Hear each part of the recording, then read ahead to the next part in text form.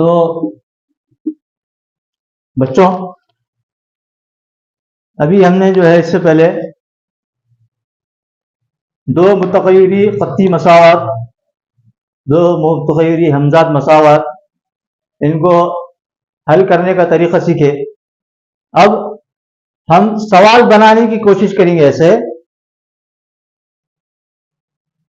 हमज़ात मसावत के ऊपर में हम एक सवाल बनाएंगे। सवाल बनाने में क्या होगा कि सवाल बनाना जब हमको आ जाएगा तो ऑटोमेटिक खुद ब खुद जो अपने कंफ्यूजन है वो दूर हो जाएंगे। तो उसके लिए चलो क्या करेंगे, अपन सबसे पहले दो आदत फर्ज कर लेंगे। कोई भी किन्हीं आदत फर्ज करो।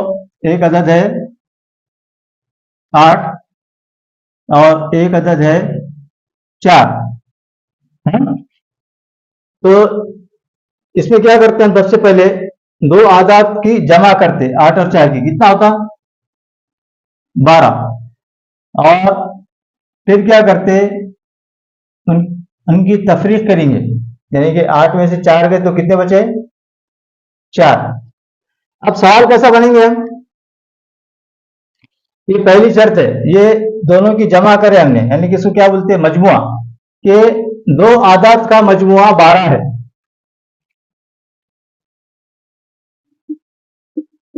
सवाल कैसा बना रहे हम,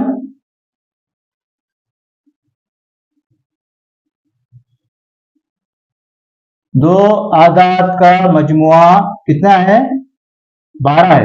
ये कहां से लिखे हमने दो अदद लिए 8 और 4, उनकी जमा करे तो यानी कि उनका मजमुआ कितना है 12 है। ये पहली शर्त के हिसाब से हमने बना दिए। दूसरा क्या करे, हमने 8 में से 4 को तफरीक करे तो कितना बचा 4। तो उसके आगे सवाल कैसा बनेगा, और उनका फर्क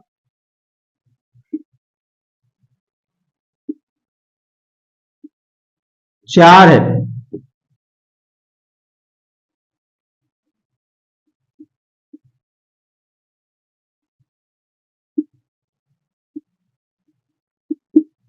देखो हमने क्या करे, हमने दो अदद लिए, एक 8 और एक 4, एक बार क्या करे दोनों की जमा करे। सवाल कैसा बना, दो आदात की जमा या दो आदात का मजमुआ कितना है 12 है। दूसरे इसमें हमने क्या करे, उसी 8 में से 4 को क्या करे तफरीक करे, तो इसको कैसा लिखते हैं, और उनका फर्क कितना है 4 है। तो वो आदात मालूम कीजिए। अब हम वो आदात मालूम करेंगे।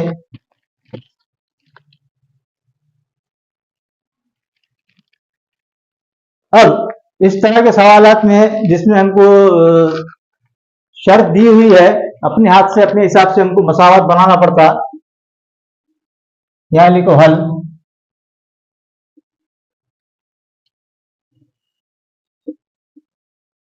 फर्ज कीजिए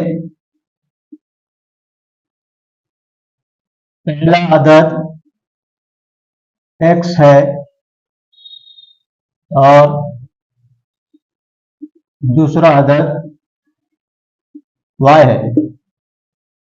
हमको सवाल दिया हुआ है दो अदद का मजमुआ कितना है 12 है और उनका फर्क कितना है 4 है। वो आदात मालूम कीजिए, ये सवाल है, हमको इसको हल करना है। तो फर्ज क्या करें हमने, पहला अदद फर्ज करो x है और दूसरा अदद क्या है y है। अभी x y यहाँ पे क्यों इस्तेमाल करते हैं, ये अब यहाँ फर्ज करो सवाल रहता है कि मतलब जो चीज को हम नहीं लिख नहीं सकते तो उसको इंग्लिश के अल्फाबेट्स के जरिए से फर्ज कर लेते हैं, X Y Z A B C, कुछ भी अलिफ बे ते से, तुम्हारे हिसाब से जो भी है। हाँ, इसमें कंफ्यूज नहीं होना है। अब सवाल में दी हुई शर्त के मुताबिक पहली शर्त क्या है, दो आदात का मजमुआ 12 है। पहला आदत x है, दूसरा y है, उनका मजमुआ यानी कि दोनों की जमा, यानी कि x जमा y मसावी है 12। और यहां लिखना शर्त के मुताबिक या सवाल में दी हुई शर्त के मुताबिक x जमा y मसावी है 12। ये कैसे बना, सवाल के अंदर में दिया हुआ है दोनों का मजमुआ कितना है 12 है, इसको मसावत नंबर 1 नाम दे दो। दूसरी शर्त, और उनका फर्क 4 है, यानी कि x मनफी y मसावी है 4। ये मसावत नंबर 2 सवाल में दी हुई शर्त के मुताबिक हमने क्या करे एक अदद x फर्ज करें और दूसरा y, तो दोनों की जमा 12 है और दोनों का फर्क यानी कि दोनों की तफरीक करें तो 4 आता है। अब ये दोनों मसावातों को हल करो। यहाँ मनफी y जमा y आसानी से कट हो जाता है, कुछ करने की जरूरत नहीं है, ये कट हो जाएगा। यहाँ पे एक है, यहाँ पे एक है, तो x एक x और एक x कितना हो जाएगा 2x मसावी है 12 जमा 4 कितना हो जाएगा 16, तो x मसावी है 16। दो जरब में है, उधर कहा तो कहाँ आ जाएगा तकसीम में, बटे में, इसको हल करो 2 अठे 16, तो x मसावी है 8। एक हमको कीमत मालूम हो गई, x मसावी है 8। अब इसको जो है किसी भी दूसरी मसावत में रख के हम हल कर सकते हैं। अब इसको रखते हैं हम मसावत x जमा y मसावी है 12 में, तो x की कीमत कितनी है 8 जमा y मसावी है 12। अब यहाँ पे जो है हमको y की कीमत मालूम करना है, तो 8 जो अदद है उसको मसावत के दूसरी तरफ ले जाना है। जमा का 8 है तो उधर जाके क्या होगा मनफी का 8, तो y मसावी है 12 मनफी 8 कितने हो गए 4। देखो आया क्या हमारा जवाब। हमने क्या करे थे, दो अदद लिए थे और एक शर्त थी उनका मजमुआ 12 है और उनका फर्क कितना है 4 है, तो हमने क्या फर्ज करे एक अदद x है और दूसरा क्या है y है, उसके हिसाब से हमने शर्त जो दी हुई शर्तों के मुताबिक मसावत बनाए। ठीक है, उसको हल करे x और y की कीमत आ गई है, हमारा जवाब सही।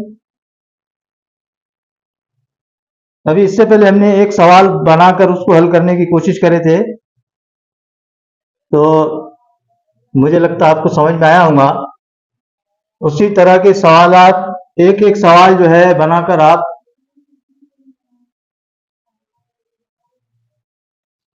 मैसेज के जरिए या व्हाट्सएप के जरिए भेजो, उसके उस तरह के सवाल हम और हल करेंगे आगे।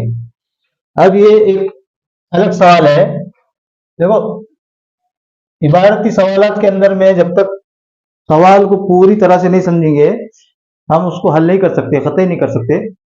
तो यहाँ पे क्या है, सवाल दिया हुआ है एक मुस्ततील का अहाता 40 सम है, मुस्ततील की लंबाई उसकी चौड़ाई के दुगना से 2 सम ज्यादा है, लंबाई और चौड़ाई मालूम कीजिए। तो ऐसे सवालात में हम क्या करते, सबसे पहले फर्ज करते, फर्ज करो के फर्ज कीजिए उसकी लंबाई x है, फर्ज कीजिए कि मुस्ततील की लंबाई क्या है x सम है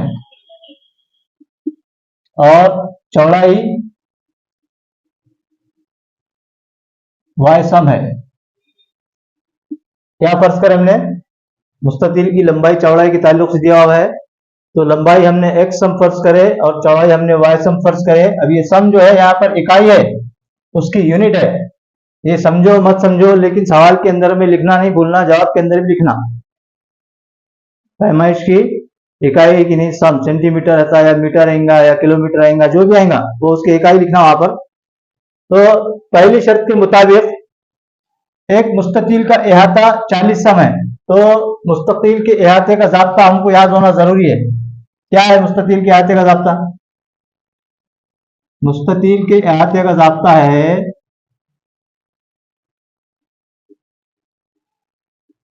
मुस्ततील का अहाता मसावी है 2 कौस में लंबाई जमा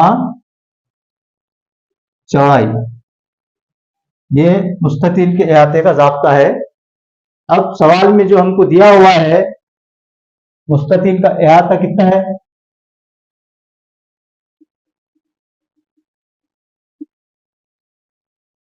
चालीस सम। सवाल में दिया है मुस्ततील का अहाता कितना है 40 सम, तो इसकी जगह कीमत रख दी। अब उसके बाद में लंबाई हमने क्या फर्ज करें, ये दो जैसे के ज़ाब्ते का लंबाई क्या फर्ज करें हमने x और चौड़ाई y। तो पहली शर्त के मुताबिक ये हमारी मसावत बन गई।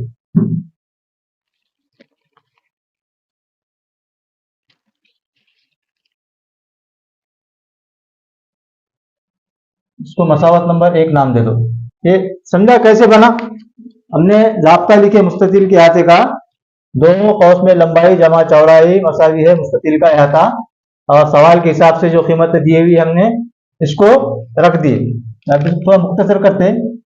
x जमा वाई जैसा कि वैसा मसावी है 40, ये दो ज़रब में है, मसावत के दूसरी तरफ लीजिएंगे तो कहाँ आएगा? बटे में। 2 1 2, 2 2 4, सिफर का सिफर जैसा कि वैसा। तो मसावत हमारी क्या बन रही? x जमा वाई मसावी है 20। इसको मसावत का नाम दो ऊपर में। ये पहली शर्त के मुताबिक हमारी एक मसावत बन गई।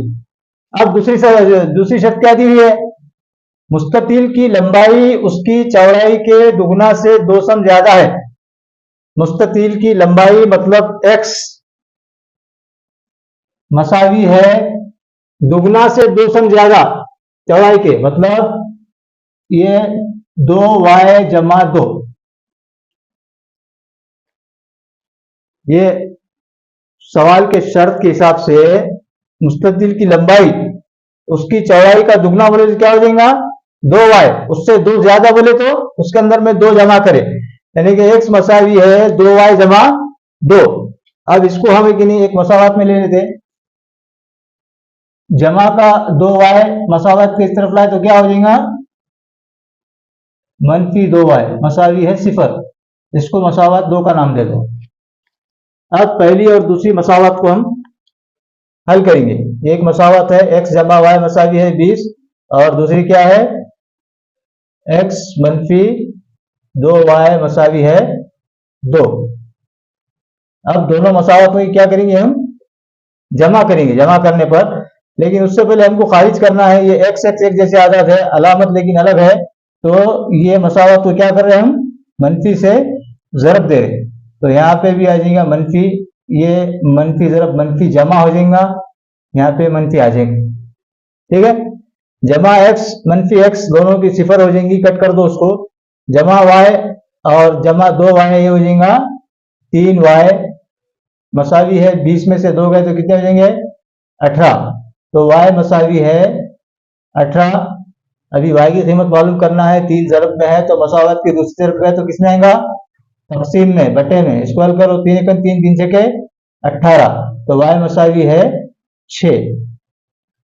ये हमको एक मुतग़य्यर की कीमत मालूम हो गई।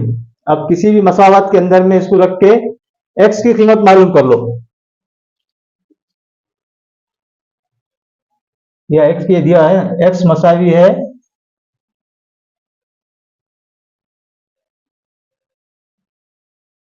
2y जमा 2। x की कीमत मसावी है 2 ज़रब y कितना आया हमारा? 6 जमा 2। अब इसको हल कर दो। अब एक बात याद रखो, कभी भी आगे याद रखो, अब इसके अंदर में यहाँ पे 2 ज़रब 6 जमा 2, यहाँ पे ज़रब है, यहाँ पे जमा है, तो हम कौन सा अमल सबसे पहले करेंगे सवाल हल करते वक्त में? ज़रब या तकसीम का जो अमल है वो पहले करेंगे। अगर यहाँ पहले हम 6 जमा 2 करेंगे तो जवाब गलत होता। सबसे पहले अगर यहाँ ज़रब या तकसीम का जो अमल है वो करेंगे तो हमारा जवाब सही आएगा। ठीक है, तो 14 12 जमा 2, x मसावी है 12 जमा 2 कितना होगा? 14। तो x और y की कीमत हमको मालूम हो गई, तो वो नीचे जुमला लिखो। इसलिए मुस्ततिल की लंबाई 14 सम लिखना जरूरी है,